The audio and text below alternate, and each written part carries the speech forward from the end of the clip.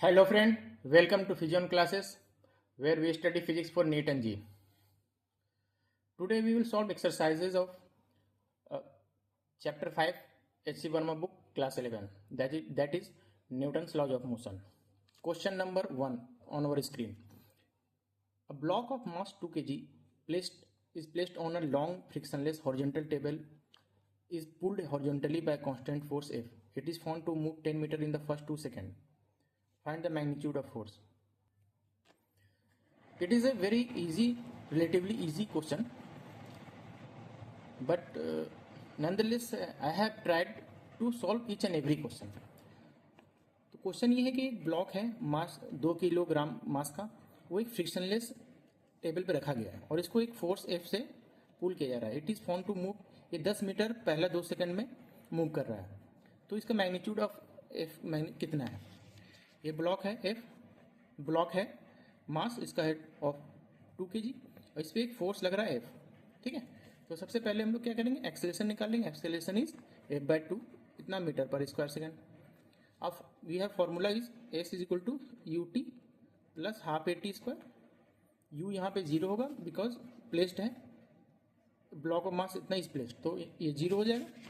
और metre displacement दे रखा है 10 metre. 10 metre is equal to half into F upon 2 by t square. ठीक है,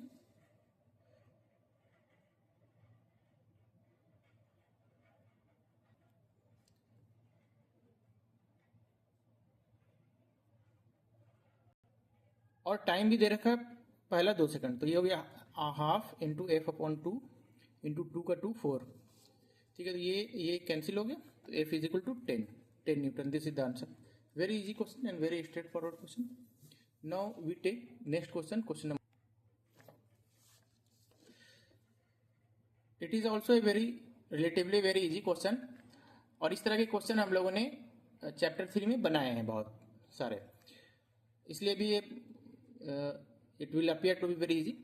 Question is, a car moving at 40 km per hour is to be stopped by applying brakes in the next 4 meter. If the car weighs 200 kg, what average force must be applied to it? Question ये है कि एक car है, वो 40 kilometre per hour की speed से चल रहा है, उसको 4 मीटर पे रोकना है. कुछ खाई आ गया होगा या कोई सामने कोई दूसरी गाड़ी होगी, इसको ब्रेक लगा के रोकना पड़ता है 4 मीटर में ही. इफ द कार का वजन है 2000 किलोग्राम, तो what average force must be applied on it. ठीक है, तो यहाँ पे कुल मिला के समझो कि इनिशियल वेलोसिटी जो है वो है 40 किलोमीटर पर आवर है, तो इसको मीटर पर सेकंड में कन्वर्ट कर दो. मीटर पर सेकंड में कन्वर्ट के लिए 5 इंटू 18 से हम लोग मल्टीप्लाई करते हैं, तो इतना मीटर पर सेकंड हो गया इनिशियल वेलोसिटी. रोकना है तो रुकेगा तो फाइनल वेलोसिटी हो जाएगा 0. ठीक है, डिस्प्लेसमेंट है 4 मीटर. इस तरह से लिखोगे ना तो आसान होगा बनाना. ठीक है, और मास है 2000 किलोग्राम. ठीक है, देखो सबसे पहले ये तीनों से हम लोग यूज करके एक्सेलेरेशन निकाल लेंगे, और एक्सेलेरेशन को मास से मल्टीप्लाई करके फोर्स आ जाएगा, कितना फोर्स चाहिए. ठीक है, तो ये फॉर्मूला जो हम लोग यूज करेंगे वो है v square is equal to u square plus 2as. तो वी 0 हो गया, u is 40 into 5 upon 18 into 40 into 5 upon 18, ये हो गया. इसको स्क्वायर कर दिया, माइनस 2.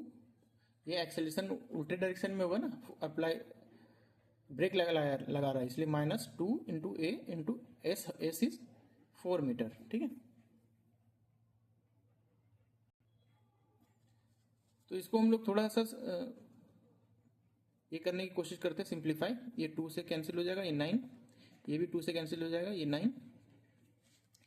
तो ये हो गया 8a is equal to 100 into 100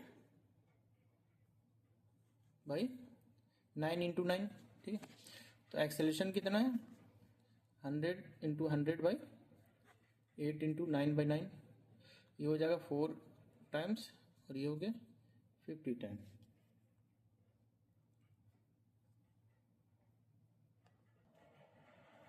is equal to ये 25 इंटू 50 अपॉन 81, इतना मीटर पर स्क्वायर सेकंड। तो फोर्स जो लगेगा वो मास इंटू एक्सेलरेशन होगा। मास कितना 2000 किलोग्राम इंटू ये कर दो अपॉन 81, ठीक है।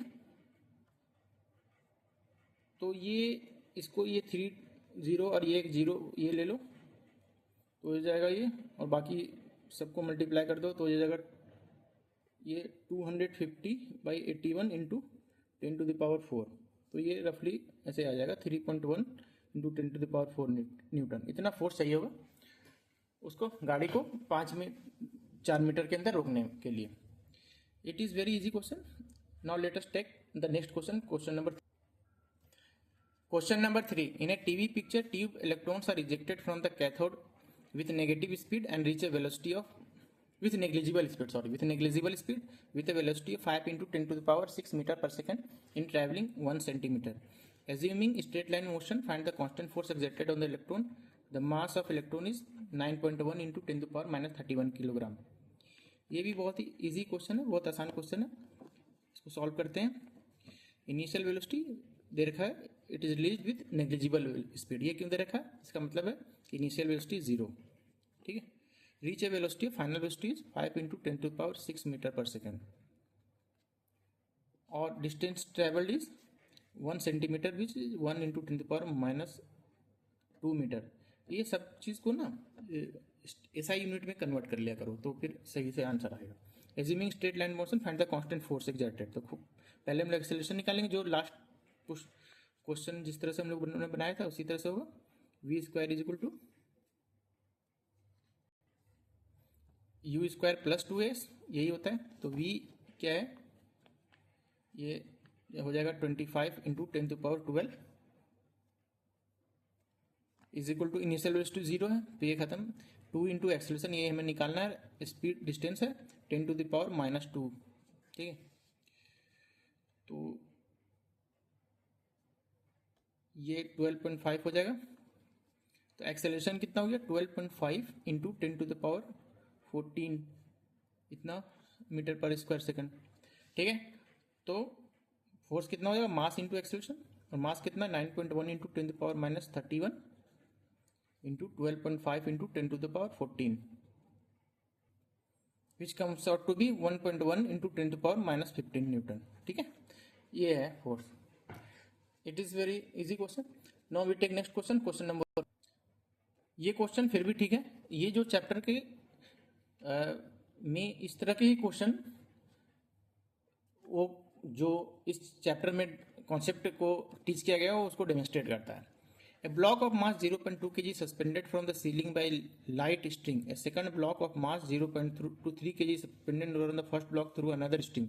Find the tensions in the two string, take g = 10 metre पर स्क्वायर सेकंड। तो क्वेश्चन ये है कि एक सीलिंग है,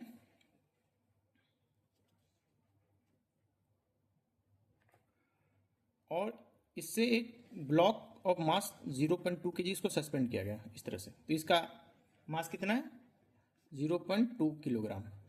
अब फिर एक यहाँ से एक अलग स्ट्रिंग को सस्पेंड किया और इससे एक और मास को सस्पेंड किया गया, ठीक है। एक स्ट्रिंग को अटैच किया गया है 0.2 किलोग्राम मास से, और इसको इस स्ट्रिंग से एक दूसरा मास को अटैच किया गया है जिसका वेट है 0.3 kg, ठीक। सेकंड ब्लॉक, तो find the tension in the two string, ठीक। दोनों स्ट्रिंग में ये एक अलग स्ट्रिंग है, ये स्ट्रिंग है, तो कितना कितना टेंशन होगा, ठीक है। ओके,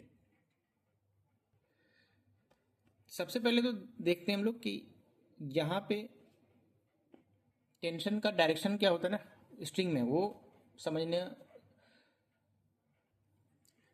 समझना ट्रिकी होता है। जैसे अभी दिखाता हूँ मैं। हम लोग चलो इस मास को 0.2 किलोग्राम मास को कंसिडर करते हैं। तो इस पर कौन कौन सा फोर्स लगेगा वो हम लोग लिखते हैं। उस पर एक फोर्स लगेगा इस डायरेक्शन में, उसको टी है। यहाँ पे जो इस स्ट्रिंग में जितना भी टेंशन होगा इसको हम लोग लेट अस अज्यूम T1, और इस स्ट्रिंग में जो टेंशन होगा वो इस मास पे इस डायरेक्शन में टेंशन लगाएगा जिसको हम लोग लेट अस अज्यूम T2, ठीक है। अब हम लोग अगर इस मास पे कितना कितना वेट लगेगा, कितना कितना टेंशन लगेगा, उसको हम लोग अगर नोट डाउन करें तो T2 यहाँ पे इस डायरेक्शन, इसके लिए इस डायरेक्शन में जो टेंशन लगाएगा वो इस डायरेक्शन में लगाएगा T2, यानी कि ये स्ट्रिंग एक तरह से खिंचाव होगा, तो ये स्ट्रिंग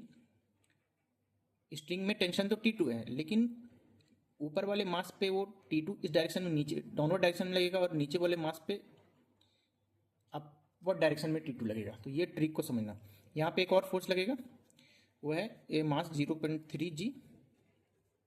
यहाँ पे भी एक और फोर्स लगेगा ऑफ कोर्स इस डायरेक्शन में 0.2 G।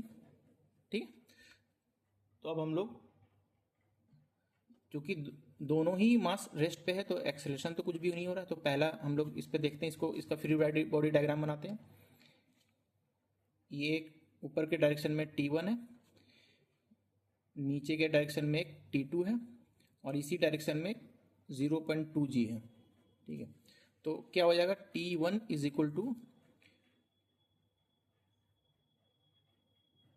T2 plus 0.2 G। चलो इसको इक्वेशन 1 लिख लेते हैं, क्योंकि अभी हमारे पास T2 आया नहीं है तो हम इसको तो सॉल्व नहीं कर पाएंगे अभी फिलहाल।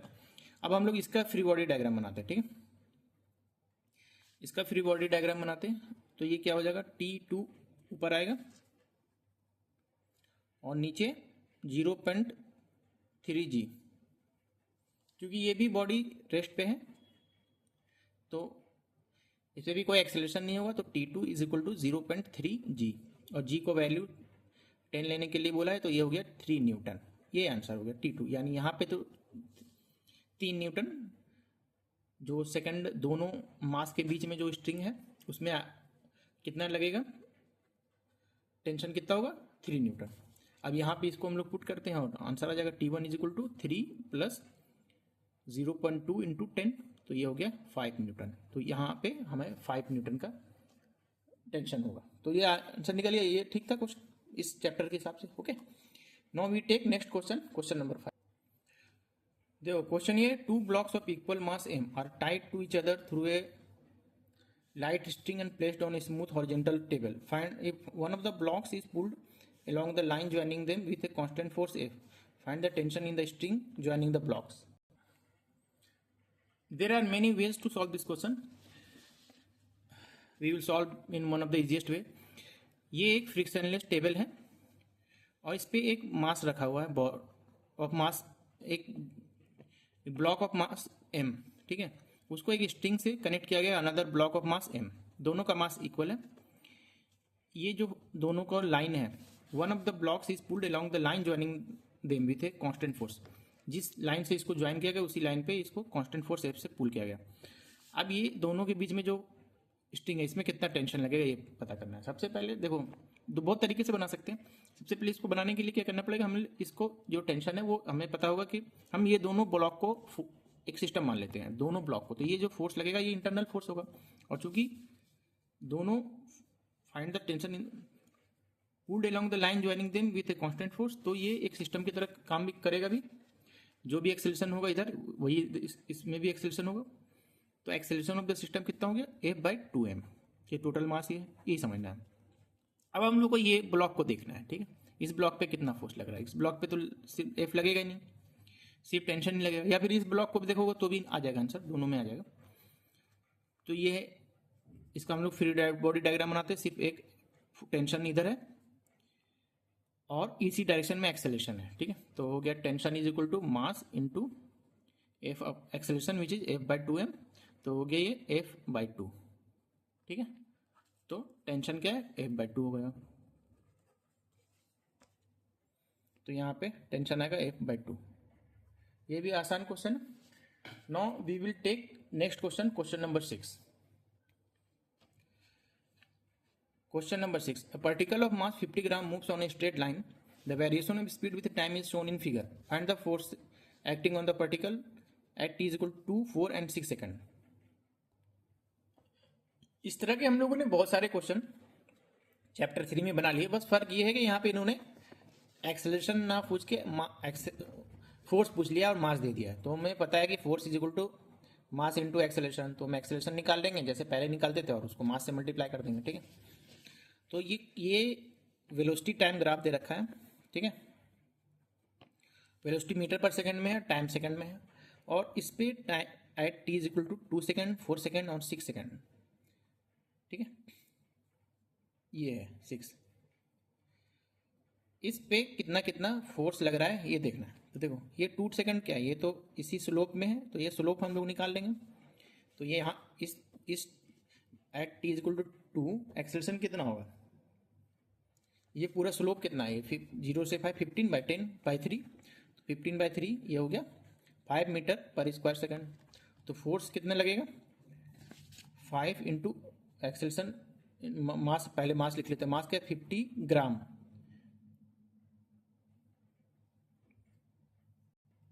तो 50 इंटू 10⁻³ किलोग्राम में कन्वर्ट करना है इंटू 5, तो ये कितना हो गया 250 इंटू 10⁻³ तो ये हो गया 0.25 न्यूटन। 0.25 ही लिखेंगे और इसका मतलब है 0.25 आए पॉजिटिव में आया तो अलॉन्ग द डायरेक्शन, जिस डायरेक्शन में पॉजिटिव डायरेक्शन लिए हैं और जिस डायरेक्शन में बॉडी मूव कर रही है उसी डायरेक्शन में फोर्स लग रहा है, ठीक है। ओके, सेकंड है t इज इक्वल टू 4, तो यहाँ पे क्लियरली देख लो भाई, ये तो slope it is parallel to time axis, the velocity time graph is parallel to time axis means velocity is constant which means acceleration is 0, तो acceleration 0 है, इसलिए जो फोर्स लगेगा at t is equal to 4 is equal to ये 0 होगा। अब हम लोग निकालते हैं यहाँ पे acceleration at 6, देखो acceleration at 6 time t is equal to 6 second वो क्या होगा, तो यहाँ भी 15 से यहाँ तक 0 आ गया, तो चेंज क्या हो गया -15, फाइनल टू पहले फाइनल लिखते फिर इनिशियल लिखते ना, और टाइम कितना यहाँ पे दे रखा है 8, ठीक है 7 8, ठीक है। तो ये 3 हो गया, तो ये हो गया -5 मीटर पर स्क्वायर सेकंड। तो फोर्स जो एट टी इक्वल टू 6 लगेगा वो लगेगा 50 इंटू 10⁻³ इंटू -5, तो ये हो जाएगा -0.25 न्यूटन। इसको हम इस तरह से लिख सकते हैं माइनस, या फिर along opposite to direction in which it is moving, ठीक है। ओके, तो ये हो गया, दैट्स इट। आज के लिए अच्छा खासा हम लोगों ने क्वेश्चन कवर कर लिया बहुत ही कम टाइम में, 6 question covered in very quick time, because question are very easy, है ना। जब हम लोग अभी 5-10 क्वेश्चन और बना लेंगे तो लास्ट में अच्छा क्वेश्चन आएगा, वेरी स्टैंडर्ड और डिफिकल्ट क्वेश्चन आएगा। Okay, thank you very much.